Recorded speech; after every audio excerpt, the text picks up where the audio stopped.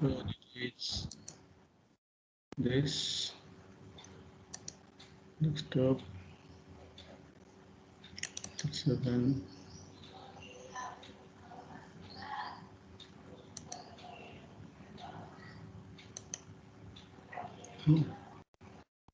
Please see whether the slides are visible and am I audible? Anybody else? Please respond. Yes, sir. Okay. So now let's quickly start. So today we'll discuss about the selection of an appropriate project approach. Last class we have discussed a stepwise approach or a systematic approach for planning a project. So there are almost 10 steps we have seen. So now let's see these steps in one by one. So today we'll basically discuss how to acquire a software, maybe through building a software or versus by buying it. Then taking account of the different characteristics of the project and what process models you can use, what lifecycle models you can use for developing a project. So this was the stepwise approach we have seen in last class. There are 10 steps I was saying. The first step, some authors they may not include in these steps. That's why it is given label 0. This is the initial step, that is select a project. Here you can use different your feasibility analysis, or you can use the different selection methods like NPV, net profit method, etc. to select a project. This is very simple. We have discussed in detail in the previous classes. Next, you have to identify the project objectives that I have already told you how to identify the scope of the project or the objectives of the project. Last class we have taken an example and analyzed how to identify the project objectives. This is also easy. Identify the project infrastructure. Your project, you have to identify what are the maybe characteristics and what kind of infrastructure you require. For example, I was saying that if a government organization having many departments, but all do they require the database of their employees, then they can develop different employee information system or this employee training system or employee payroll system or whatever that, but they need a common infrastructure, that is a database, and somehow hardware, some server, some workstations they require. So identify the project infrastructure. This is also easy. Now we will start from step number 3. This is very important. So almost every step is one chapter in your book. So we'll start with the analyze project characteristics. How you can analyze the project characteristics. Then based on the project characteristics, you have to identify a particular life cycle model, a particular process model that you may use. You have studied in software engineering paper earlier. The process models are like classical waterfall model, iterative waterfall model, and then prototyping model, incremental model, spiral model, RAD, and this extreme programming model, which are coming under your agile programming. So these are the different life cycle models. So after analyzing the project characteristics, we have to decide, you have to select which model will be proper, will be appropriate for what kind of projects that you have to decide. So today we will discuss about this step 3 in detail, analyze project characteristics. So as I have already told you, analyze the project characteristics. What are the different characteristics? You study them, analyze them, and based on that, you have to perform selection of project approaches. There are different project approaches, as I have already told you, like classical waterfall model, iterative waterfall model, prototype model, etc. How to select a particular project approach for developing that project. So today we'll discuss how to analyze the different characteristics of the project, and then how to select which one will be the proper approach for a specific type of project that we have to decide. So this is known as selection of project approaches. So basically, this lecture is concerned with choosing the appropriate approach to build a particular project. There are variously called technical planning. So this approach or this step in which we will choose the right approach to build a particular project. It is variously called as you can tell as like technical planning or project analysis or methods engineering and methods tailoring, whatever that. So this step of selecting right approach to build a particular project, it is called as technical planning or project analysis, methods engineering or methods tailoring. So this is relevant to step 3 of the previous figure I have already told you. So selection of project approach, it will be coming under step 3 of our previous figure. So now the two important things I want to tell you, like how to develop a software. So here you will see there are two important methods to develop a project. One is in-house, another is by outsourcing, purchasing from outside. So in-house means often the methods to be used detected by organization standards. So what method you will use, that will be determined by the organization standards by your organization. So then you will develop the system, you will develop the project yourself. That's why I call that we have developed the system in-house yourself. So in this case, upon the methods which are to be used, they are detected by whom? By the organizational standards by your organization. So for example, in NIT Rourkela, this NITRIS you are using, the student information system, that is developed by us. So that is, you say that this is a in-house project, because the standards, the methods, all are defined, detected by the institute authority and the stakeholders. So that's why we say that this is a in-house project. For our suppliers means need for tailoring, as different customers have different needs. Like TCS, it is a supplier. It is supplying various educational softwares to various organizations, but different educational organizations, they have having different needs. So they have to first they develop a common or a general purpose software. Then depending upon the need of the different organizations, what do? They customize. For example, in our institute, there is a concept of open elective. So, but in some private institutions, there is no concept of open elective. In our system, there is a concept of pre-registration. Before making the final registration, you have to do pre-registration. In some other organizations, pre-registration is not required. Directly they will go for registration. So the needs, the requirements will vary from organization to organization. So the suppliers, their objective is for selling the software. So they develop a general purpose software considering the major requirements for the major organizations. Then while they will supply, then they might have to tailor, they might have to customize the developed software, and how they can change it, how they can tailor it to customize it according to the needs of the particular organization. So this we call as suppliers or outsourcing. So basically the software projects can be developed in two ways, either by in-house development or through outsourcing. You can purchase from different suppliers. Okay, so these are the two important methods for acquiring software projects. So different types of projects, they may need different types of approach. Not that all the projects will follow similar type of approach. So different types of projects, they need different types of approach. Suppose if you are working in a particular environment which is specialized or which specialized in one type of software, then the approach is likely not to change much from one project to another. Please see what I am saying. Suppose you are working in a particular environment which is specializes in one type of software, then that approach may not likely to change much from one project to another. So if you are dealing similar types of projects, whatever approach you are using, suppose you are using prototyping approach, where this is relatively new, you don't have sufficient experience, technology you do not know. So you know in that case what your prototyping method will be better. So how many projects you will deal with, since they require the similar environment. So the approach that will be used, it may not be changed. You may use the same approach for your different projects in the same environment. Where you work for different clients in different organizations developing a variety of applications, then the approach for each project may need to be tailored. Please see what I'm saying. If you are working in some particular environment, okay, even if you are handling 5 projects or 10 projects, the development approach may not change. But when you are working for different clients in different environments, which are developing a variety of applications, then what will happen? The approach that you will require, you will use for each project, it might have to be tailored, it might have to be changed. Now let's see, as I have already told you, there are two important types of methods for acquiring software. One is in-house development, another is through by suppliers, I mean through outsourcing.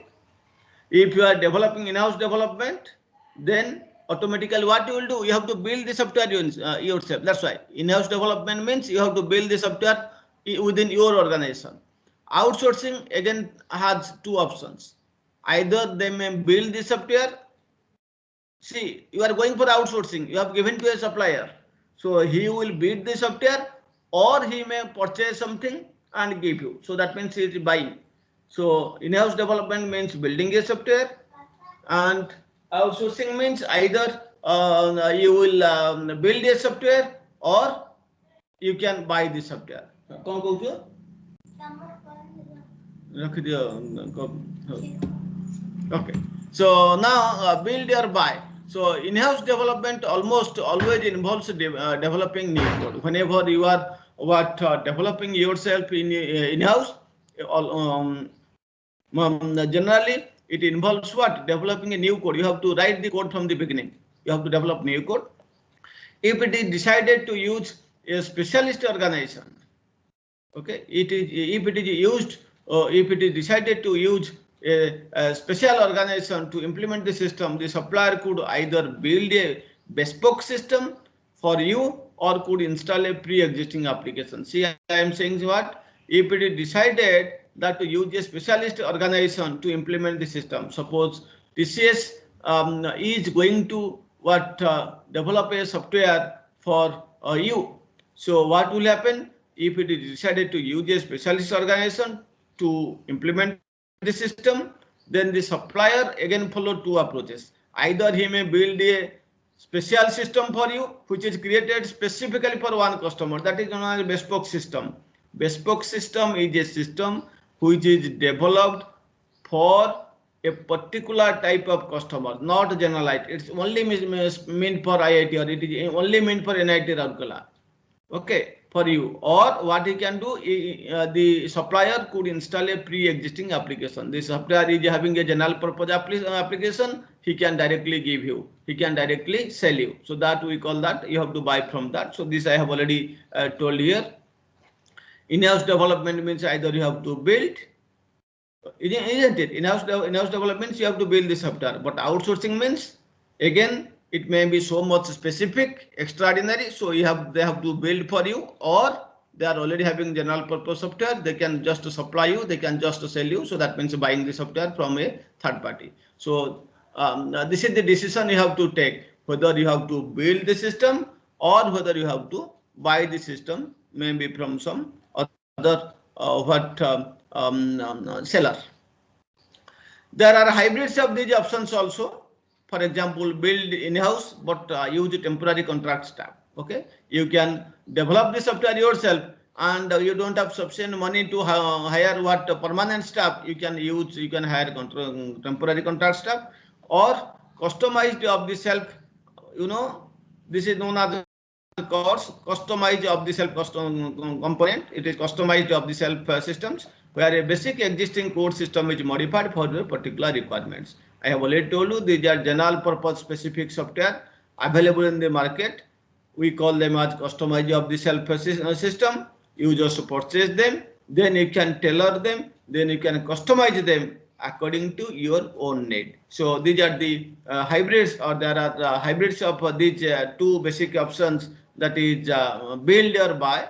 So there are hybrids of these options where either you may have to build in-house, but you may use, you don't have permanent staff, you may use temporary contract staff, or you can purchase a customized of the self system, a general purpose system from the market, and where a basic existing code system it is there, which can be modified or which can be customized or which can be tailored according to your own requirements. So you have to take a decision depending upon so many factors. What is the characteristic of the project, whether sufficient what money they are with you or not, or whether it is a very typical product. If I will purchase from the market the general purpose software, I have to make a heavy changes, then I must so making so many changes, 90% changes is as good as developing the code in-house from the scratch. So you have to, based on these parameters, you have to take a decision whether you have to build the project or whether you have to buy the project from a third party. Now I have already told you regarding codes. That means codes means a basic general purpose existing code system is there, and you can purchase it, and then you can modify it, you can customize it, you can tailor it according to your own requirements. Now let's see why people are nowadays they are trying to go for this the off the shelf or yes why they are going for the customized off the shelf software. So you can see that the suppliers they are producing these off the shelf components in mass in a lot. So their development cost will be less. So the while you will purchase the unit price will be less. So they will be cheaper as supplier. They can spread development cost over a large number of customers. They are developing in a large scale. So the cost will be less. Here the software already exists. It can be directly trialed by potential customer. If you go to the market, you tell your seller, I want to see a demo. So since the software already exists, they can give a demo. It can be trialed by potential customer. No delay while software being developed. Since already the software is existing, today you go, tomorrow they will come and install in the system in your organization. So there is no delay while software being developed. Where there have been existing users, bugs are likely to have been found and eradicated. So when you are having already existing users, you can directly try, and if any bug is there, you can also immediately detect them and eradicate them. These are some of the advantages of the self software. Now let's quickly see what are some of the disadvantages of this ORS software. The customer will have the same application as everyone else. No competitive advantage, isn't it? Because this is a general purpose software. Every customer is using the same software. So there is no competitive advantage, but competitive advantage may come from the way application is used. Only by which way, so only in which way you are using that application may give you some competitive advantage. Otherwise, almost there is no competitive advantage because all the customers will have the same application. The customer may need to change the way they work in order to fit in the with the OTS application, isn't it? The application is already fixed. So either you have to change the application or you have to change your own way that you are working. So if you cannot change the software, then you have to change your own way. Your traditional work method, it has to be changed. So that is another drawback. The customer does not own the code and cannot change it, isn't it? You will get only the app, the application you will get. The seller will not give the source code. So whenever any change, you might not, you cannot do it. Customers does not have the code. He is not the owner of the code and cannot change the code if there is any requirement later on. Danger of over reliance on a single supplier. Monopoly will be there. TCS will say that only yes, this software only we can develop. The source code with them. So and if there is a single supplier, they will do monopoly. So danger of over reliance on a single supplier. And one concern is what happens if the supplier goes out of the business. So if the supplier goes out of the market, so then what will happen? You are lost. Any maintenance they cannot give because now they are not existing in the market. So customer might not then be able to maintain the system. You cannot do the maintenance because the supplier does not exist in the market. Hence, the use of a escrow services where a third party retains a copy of the code. So another need could be there. So between the client and the developer. So there can be another third party who can have a copy of the code. So even if the seller is going out of the market, the third party can provide the service. So these are some of the possible disadvantages of the self systems. The details are there in your book. You can have a look at them. Now let's see a general approach. You will see how you can go for a general approach while developing the softwares, while developing the projects. First, you look at the risks and the uncertainties. So you have selected already a project. So look at the various risks and uncertainties associated with the project. For example, whether the requirements are well understood or not. You know, if the requirements are not clearly understood, you cannot develop a software. So if the requirements will be faulty, then all the other steps, design, coding, etc., they will be faulty. Similarly, are technology to be used well understood? What technology you are going to use for developing your project? Have you understood? Have your developers have understood them? If they have not properly understood, obviously they will develop wrong product. So you have to clearly understand the technologies, and don't believe that that next year so some new technology will come and based on that you will develop the project. Don't do that. Right now only 5G is there. We should try to develop the system using 5G. 6G may or may not come on next year. So don't believe in that. So you have to understand the existing technology for developing your approach. Look at the type of application being built. That is very much important. What kind of application you are trying to develop, whether it is just an information system or we can say mobile application system or a gaming system or a inventory system or a R&D kind of application. Look at the particular type of the application that you are going to develop. For example, I have already told you whether you are going to just develop an information system, which is very, very easy, or you are going to develop an embedded system like a micro oven or a refrigerator, software for refrigerator, or a software for a what. Look at that, the type of application being built. Then what is the criticality differences between target and development environments? Whether it is a safety critical system, I have already told you safety critical system is a system where if there is a small or minor mistake, either hundreds of lives will be lost or hundreds of crores of rupees will be lost. Example I had given that we are developing a software for navigating the you are developing for an aeroplane. If a small mistake, it will just immediately smash in the air. Similarly, banking application is also a safety critical application where a small mistake will lead to transaction of crores of rupees to another account. So decide. So for that, you have to develop a more critical approach. You have to follow a more rigid approach, or where the safety and security will be there. So look at what are the client's own requirements. What the client is saying, exact requirement, please try to study. Don't generalize and develop for all. So you have to understand the client's own requirements. So these are some of the factors you must look while developing a general approach for developing a software. Okay. So client's own requirements maybe need to use a particular method. Okay. So because according to their requirements, they need to use a particular method, not a generalized method, because their business process is somewhat specific, not exactly same as the other business organizations inside the market. So you have to study exactly what the client's own requirements. The clients may need to use a particular method. So these are the factors that you must understand, you must look at while developing a general approach for a project. So now I will take some of the typical examples and I will say how to look at the methods or the approaches for these types of typical systems. For example, you are developing a control system.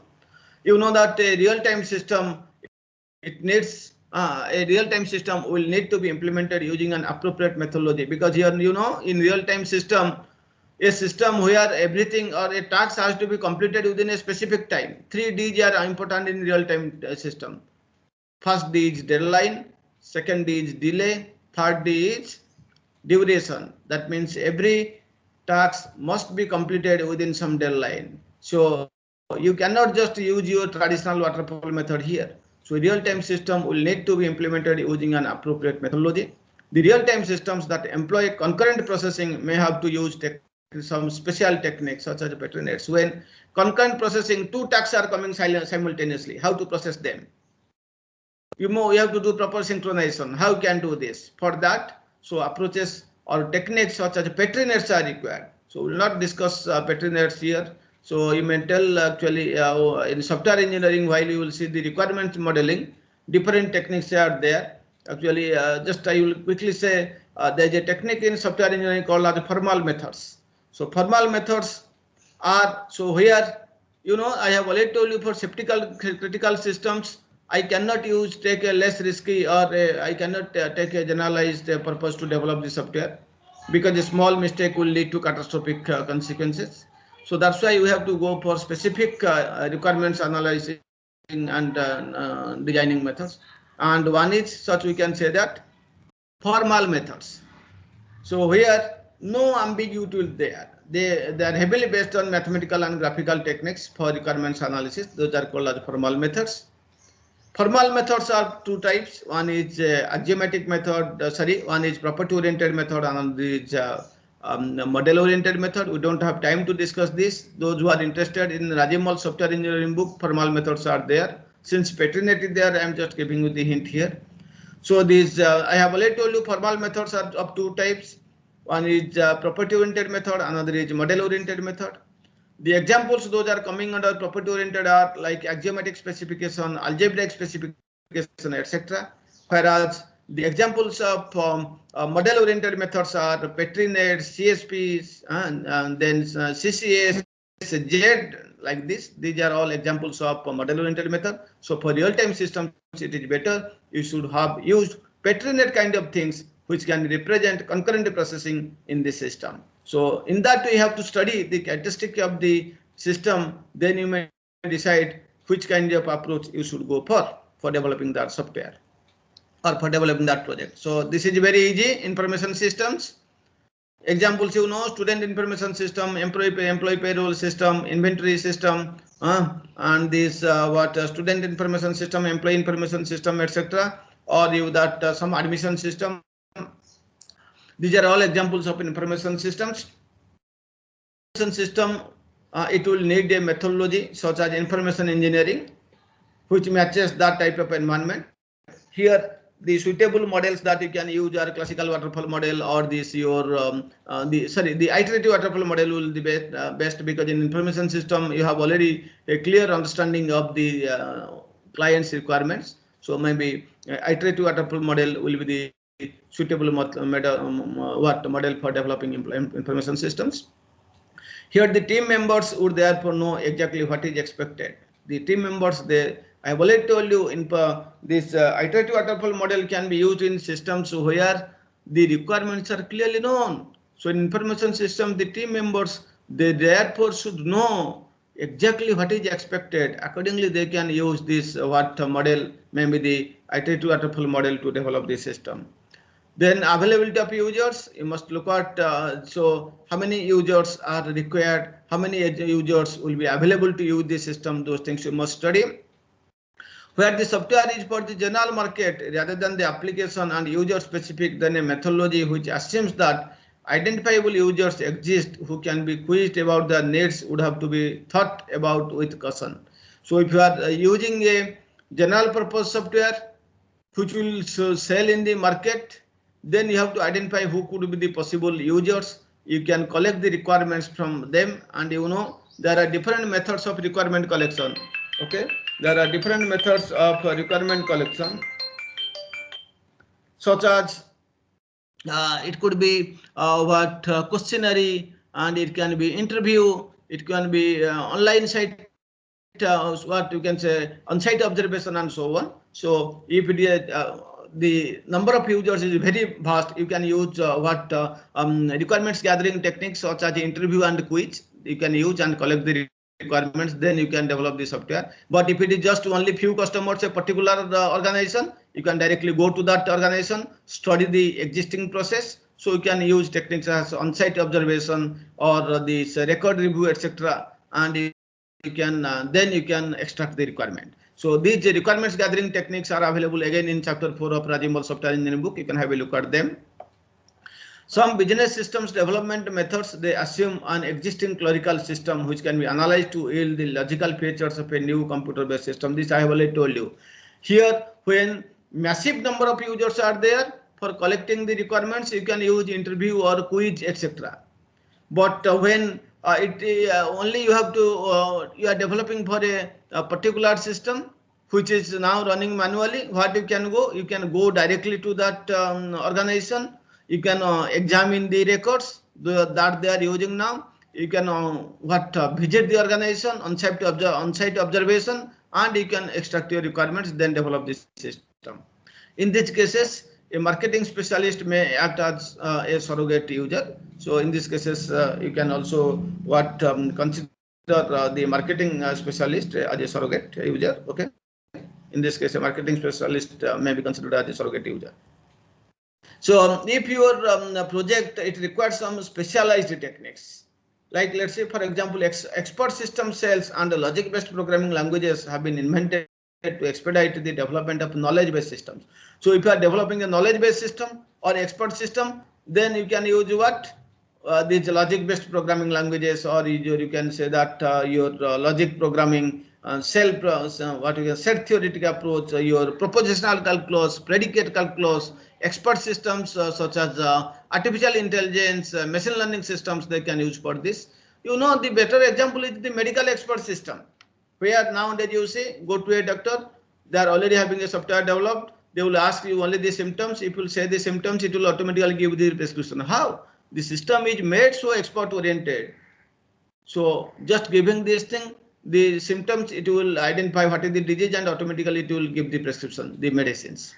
So that is called as expert system, which is coming under AI. We will not discuss here. So in detail, so you can say that for knowledge-based systems, you can use these expert or your propositional calculus, predicate calculus, etc., to develop these knowledge-based systems.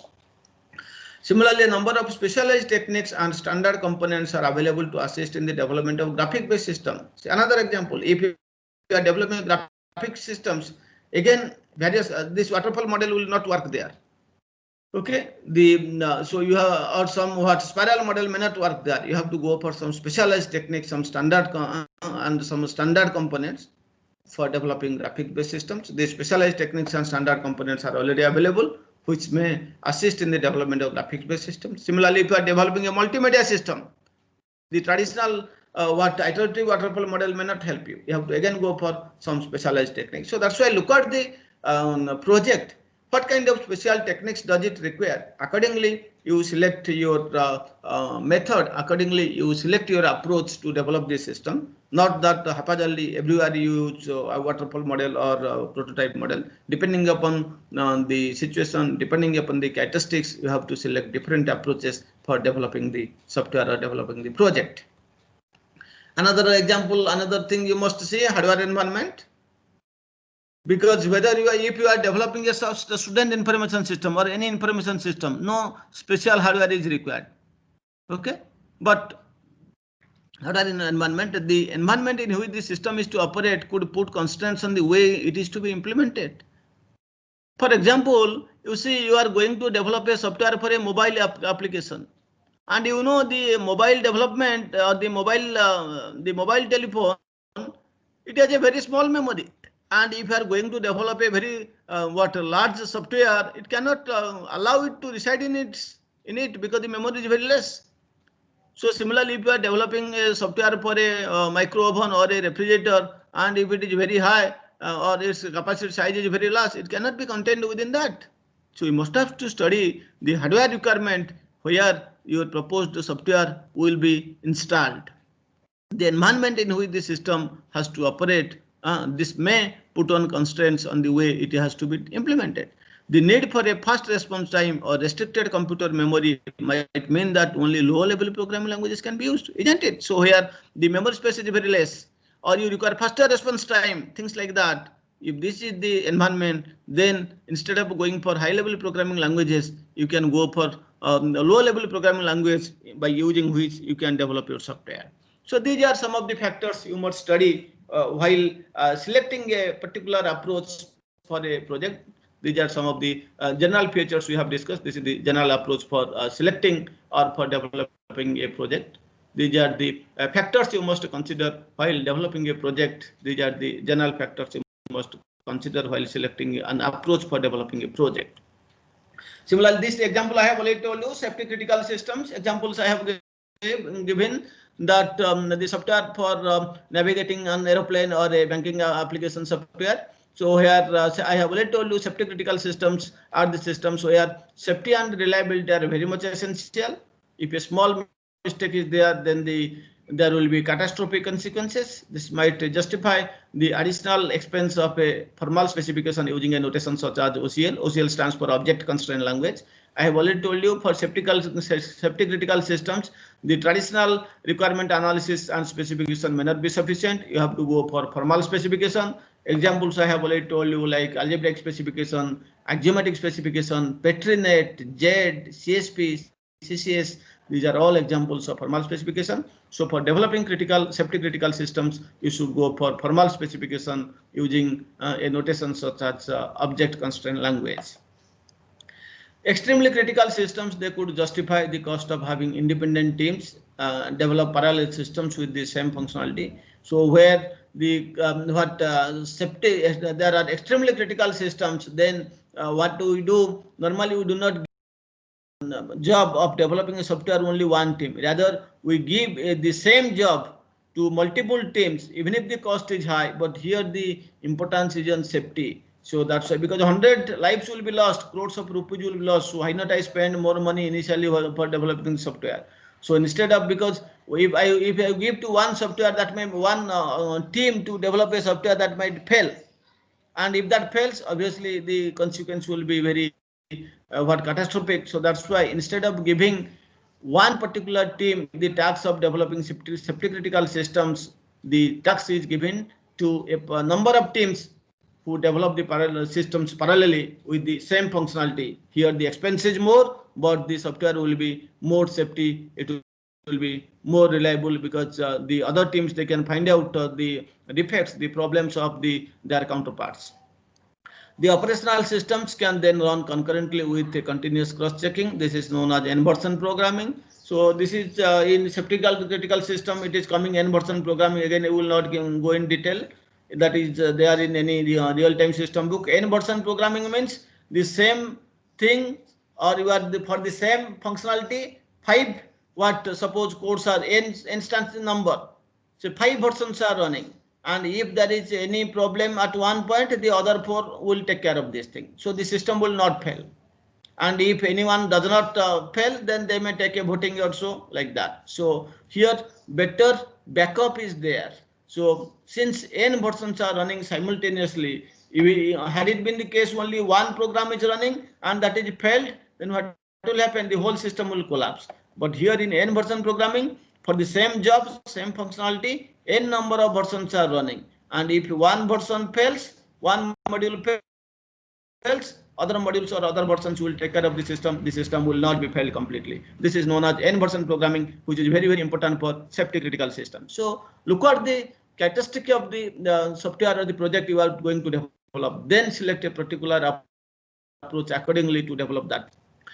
Similarly, another another factor might be imprecise requirement, where the requirements you do not know. Even the users, the client organization, they do not know what is their exact requirement. So uncertainty or a novel hardware software platform mean that a prototyping approach should be considered. You have already studied prototyping method, where prototyping approach can be used, where the requirements are not clearly understood. What will the hardware requirement, software requirement, that is not understood.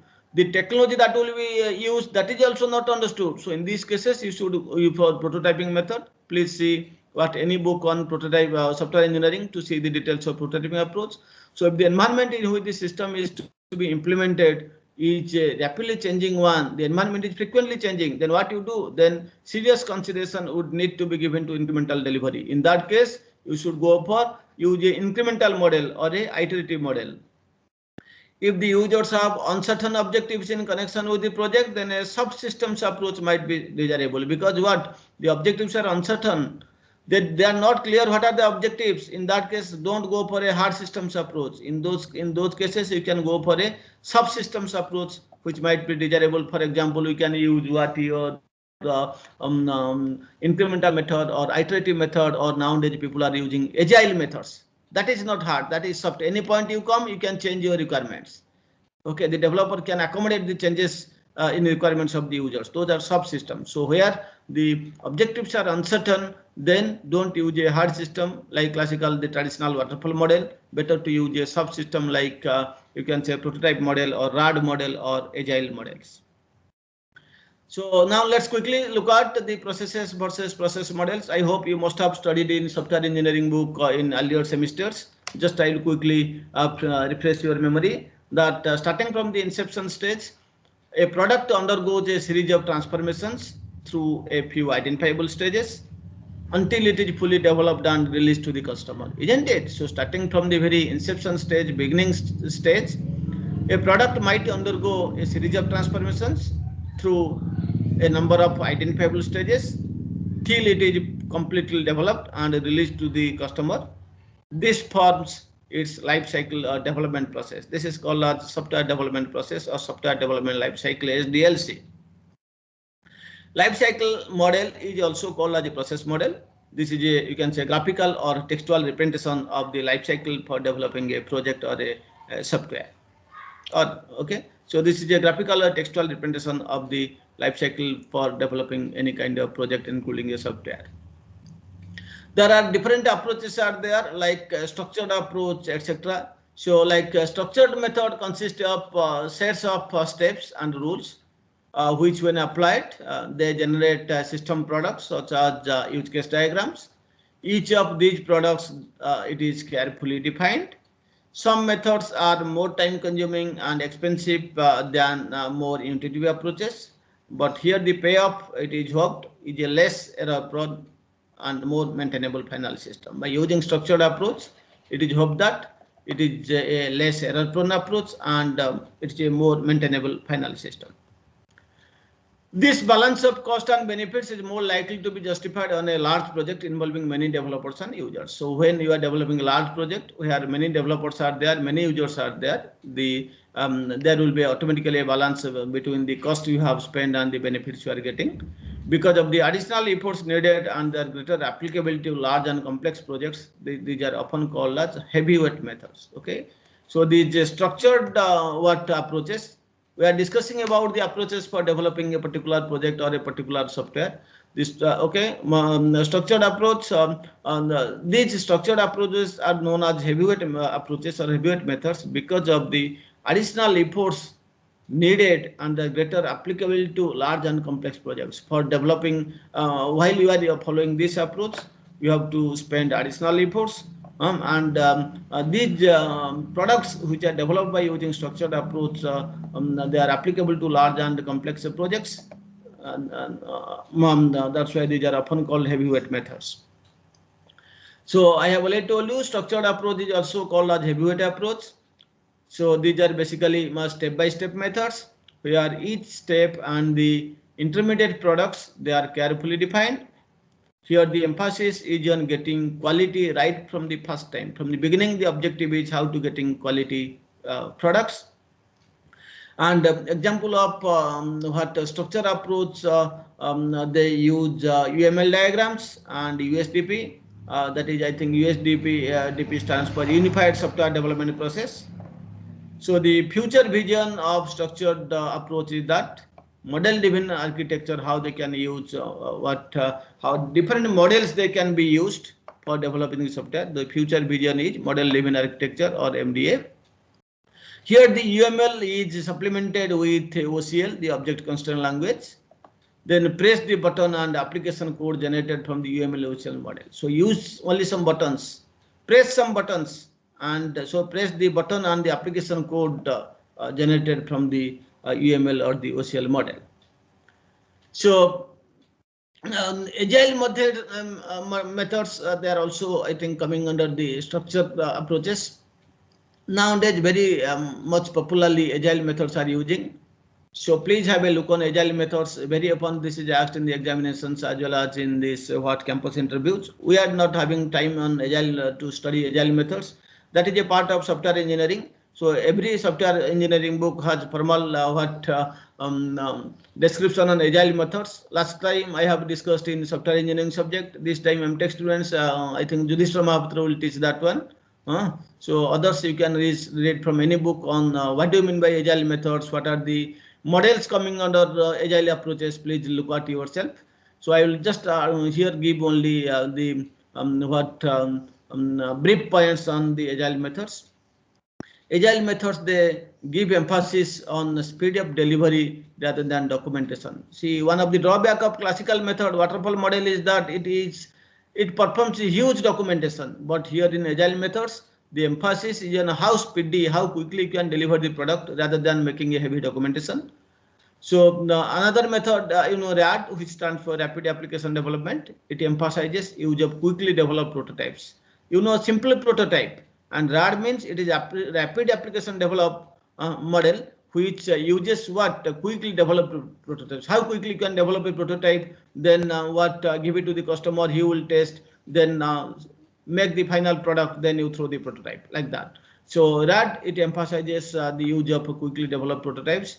Then another method coming under Agile is called JAD, which is known as Joint Application Development.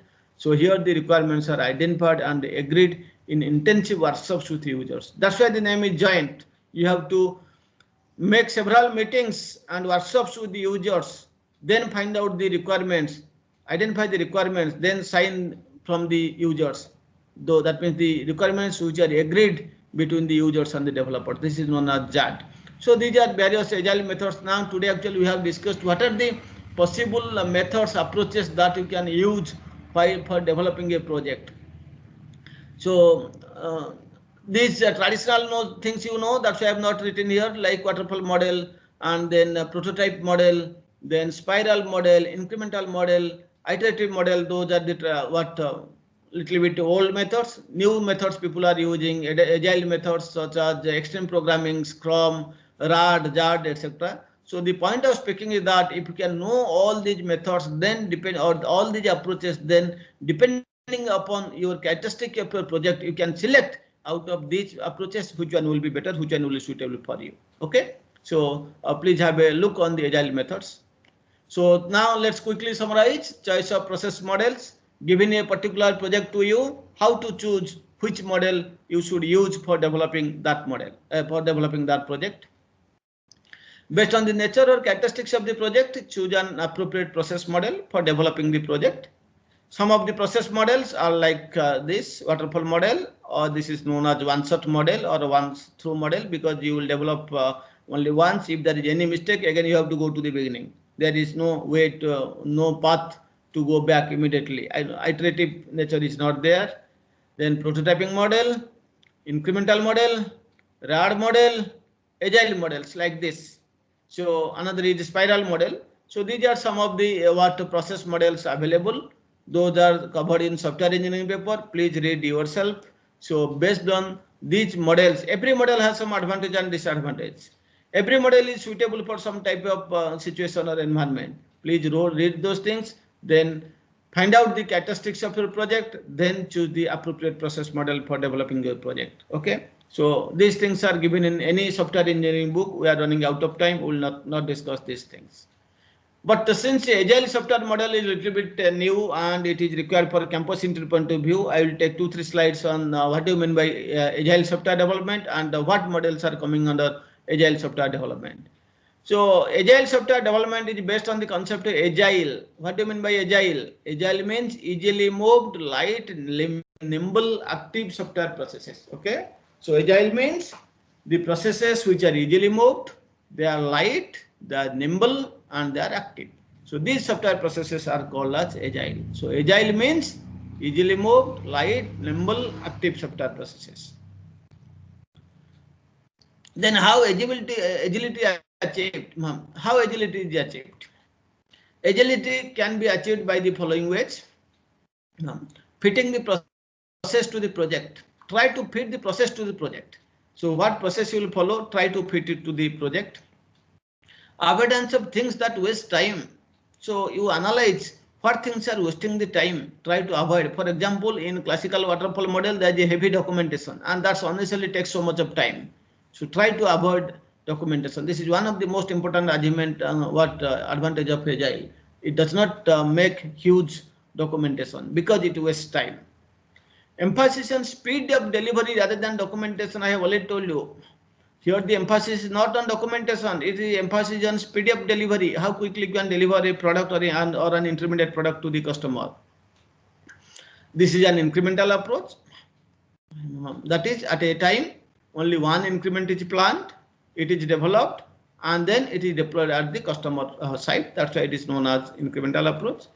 Here the emphasis is on face-to-face communication over written documents. As here documentation is less, so here the emphasis on face-to-face communication. Very frequently they will sit, they will interact, they will discuss. So emphasis on face-to-face communication. An agile project usually includes a customer representative in the team. So that's why in order to make the communication more efficient and effective, they include a customer representative in their team. So the agile development projects usually deploy pair programming. Please see. Agile development projects, they usually deploy pair programming. What do you mean by pair programming? One person will write the code, the other one will review the code. Then the roles will be swapped. That means who has written the code, who has reviewed the code, then he will write the code, and who has written the code, this is known as pair programming. So agile development projects usually deploy pair programming. So I do not have time to discuss agile models in detail. I will just see these models are coming, or these methodologies are coming under what agile approach. You must have known XP. XP stands for Extreme Programming, Scrum, Unified Process, Crystal, DSDM, Lean, and so on. These are some popular agile models. So this is available in any software engineering book. If you are going for Rajimol's book only, software engineering, you can have a look at them. If you want, I can take a class on either one Scrum or so. If you want, I can give you the slides depending on you. If actually really you want, then you tell me I have to take a class on tomorrow on XP or Scrum, because this is used in this. If you can read yourself, I am leaving to you. If you want, I can give the slides to you. That is available in any software engineering book, for example, Rajimol's book. But these are very, very important. Right now, very, very used in industries. At least out of these, learn at least one, either XP or Scrum. These two are very much important. Please learn these things. I can give you a small example. So while we are teaching these agile models in the software engineering subject, I have detailed discussed about Scrum and SP. Then next year, one girl has written a mail from one company. Sir, whatever you have taught on agile models or in the Extreme Scrum, so now exactly the same thing they have, our boss is teaching out energy teaching. And somehow we have learned in your class thoroughly, we have noted it down, and that has helped us. So then he scanned all those notes and sent to me, sir, see what you have taught in this. The same thing they are again teaching here for developing the models. So this is the importance of agile models. I request you, please go through these details of XP and Scrum. If you can read yourself, fine. If you want, I will give the slides. If you want to take a class, I can take an extra class on XP Scrum. This is not a part of software project management. This is a part of software engineering. It depends on you how to learn it. But I am ready. If you will tell, I can take an extra class on this. Then, so many methods I have already told you. I can summarize them like this waterfall model or one-shot method or once through model, prototype model, incremental model, RAD and agile models. So you can also develop a hybrid model that we call as combination of the models. You can create also hybrid model by using these models. Like this is the construction page, this is the installation page. If you are using one-shot, okay. One-shot incremental also you can do, but one-shot evolutionary installation cannot be done. Incremental evolutionary cannot done, but evolutionary, all the methods are possible. One-shot or incremental installation, here any construction approach is possible, isn't it? So in one-shot or incremental installation, okay, one-shot or incremental installation, any construction is possible. Evolutionary installation implies evolutionary construction. If you are using evolutionary construction, it implies also evolutionary installation implies evolutionary construction. But if you are using one-shot construction, then you can go for only one-shot and incremental installation, not evolutionary. Similarly, if you are using incremental construction model, you can go for incremental installation as well as one-shot installation as well as incremental installation, but you cannot go for evolutionary installation. That is the inference that we can get from this table. Finally, let's see the rules of thumb about the approaches to be used, when to use which model. If in your project uncertainty is very high, then please go for evolutionary approach. Okay, if there is very much or high uncertainty, then you may use evolutionary approach to develop the project. If complexity is high, that means your project is highly complex. If complexity is high but uncertainty is not there, then you may use incremental approach. If uncertainty and complexity both are low, then you can use one-shot model, that is the waterfall model. If schedule is very much tight, within 1 month you have to develop the intermediate product. If schedule is very much tight, then you may use evolutionary model or incremental model. Similarly, I have already told you, you have already known, if there is a heavy risk, you may go for prototype model or you may go for spiral model. If there is heavy risk, you may go for a spiral model or the prototype model. You may go for the prototype model or spiral model if there is heavy risk. So these are the rules of thumb about the different approaches to be used depending upon these situations. All right. So use these rules of thumb for using different approaches based on these different situations. These comparisons are easy. Is given in any book. You just look at yourself. Like iterative waterfall model, it is the most widely used model, but it is suitable only for well understood problems where the requirements are very clearly known. Otherwise, it should not be used. Prototype model is very much suitable for projects which are not well understood in the following aspects. If the project, the requirements are clearly understood, go for waterfall model. If the requirements or the technical aspects, they are not clearly understood, go for prototype model. Okay. So prototype model is very much suitable for projects which are not well understood in the following aspects. That means the user requirements are not clearly known or understood, and the technical aspects are not clearly known and they are not clearly understood. Then you may go for prototype model. Similarly, evolutionary model is very much suitable for large problems. Okay, so for very large problems which can be decomposed into a set of modules or submodules that can be incrementally implemented. If this is the case, you may go for evolutionary model. Also, the customer should be agreed to receive the product in incremental manner. If he says that no, I cannot take the products, intermediate products incrementally, I will want the whole product, then you cannot use the evolutionary model. So incremental delivery of the system should also be applicable to the customer. Then only you should go for this evolutionary model. Spiral model, I have already told you. This is very much suitable for development of technical challenging software products that are subject to several kinds of risks. So here there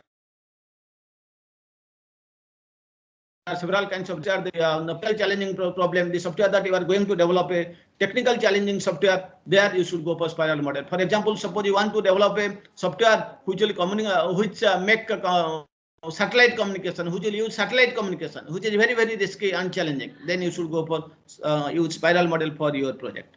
Okay, so these are the comparison of different life cycle models, and you can see the situations I have already told you. For which type of situations, which model you should use, I have given a clear-cut idea. Please have a look into this. This is available in any software engineering book.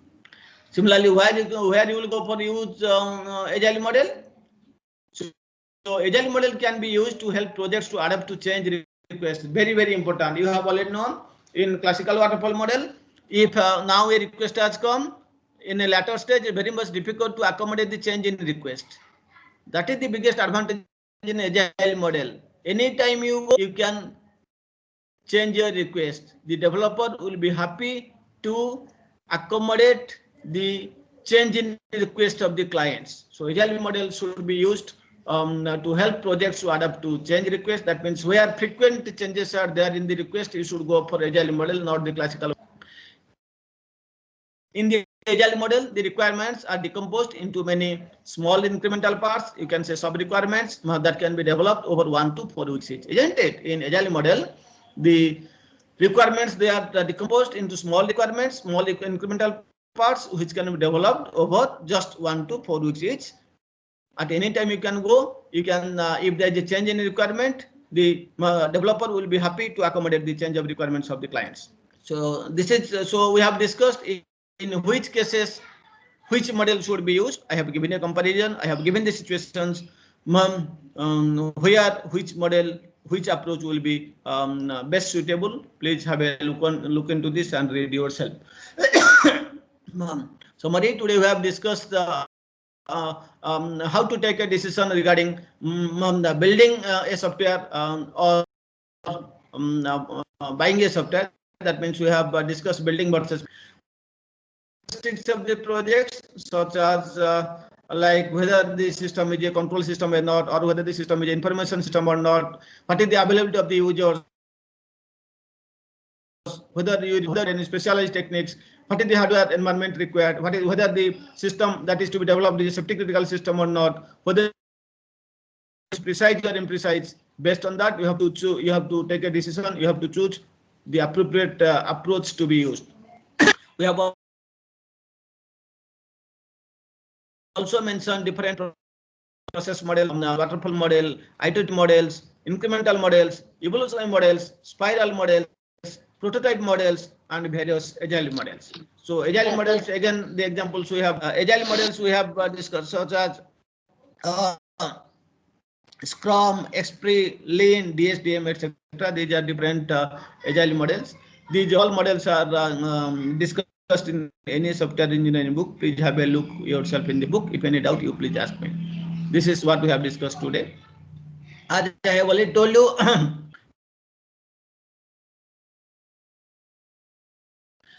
I have taken from the first process models, including agile model, has been taken from the second reference. Thank you very much for your patientful hearing. Now, any doubt, any questions, please? Yes. Any questions? If you want, you can ask.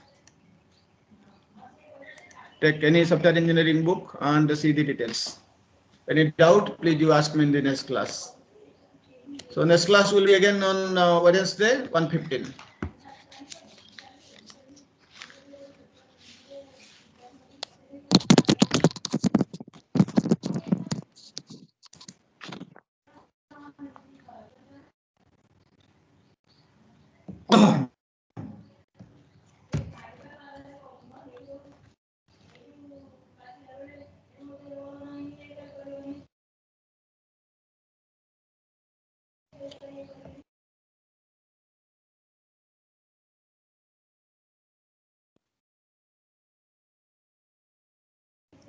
Pavan?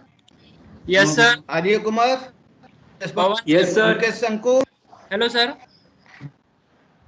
Sanku. Yes, Hello. sir. Yes. Sir, Pawan is Behra?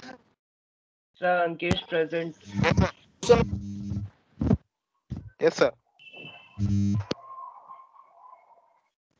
Then Roshan Behra? Roshan Behra present? Yes, sir. Yes, sir. Present. Roshan Behra, Yes, sir. Present, sir.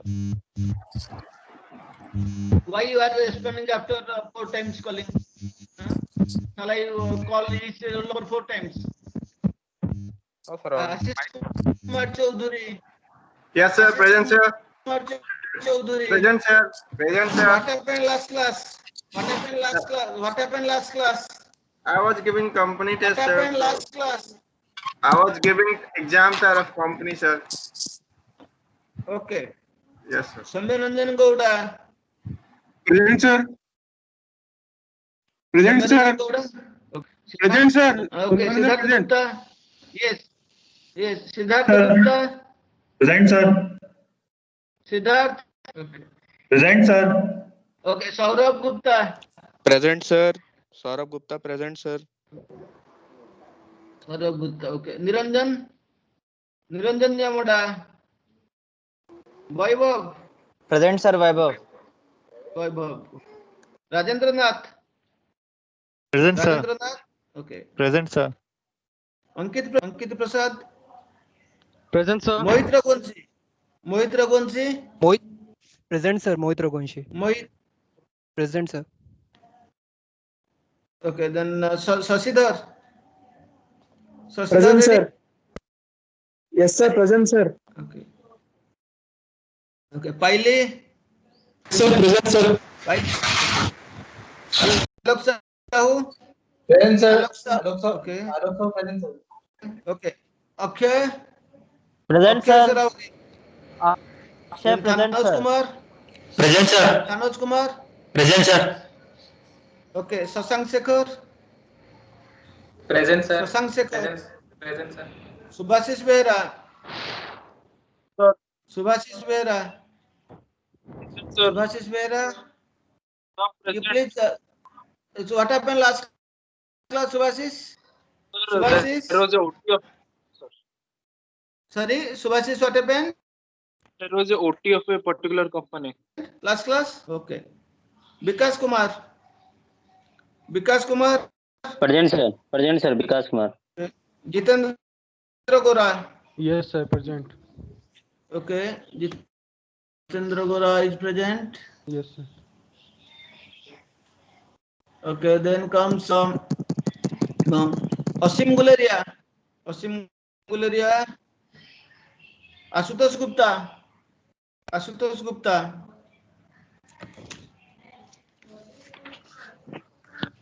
Then Pratik Jaiswal. Pratik Jaiswal. Present, sir. Okay.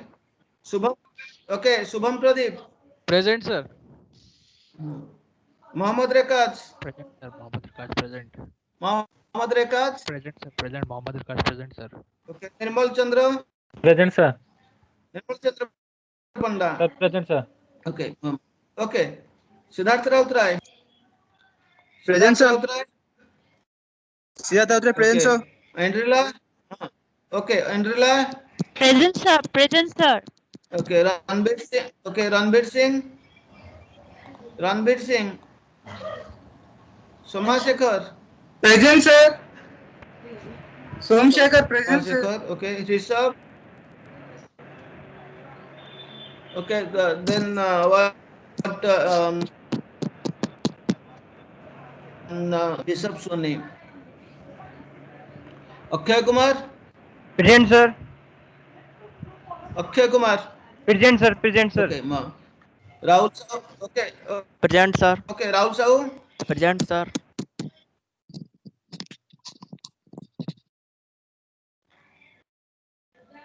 Chandrant. Shivam Dalmia.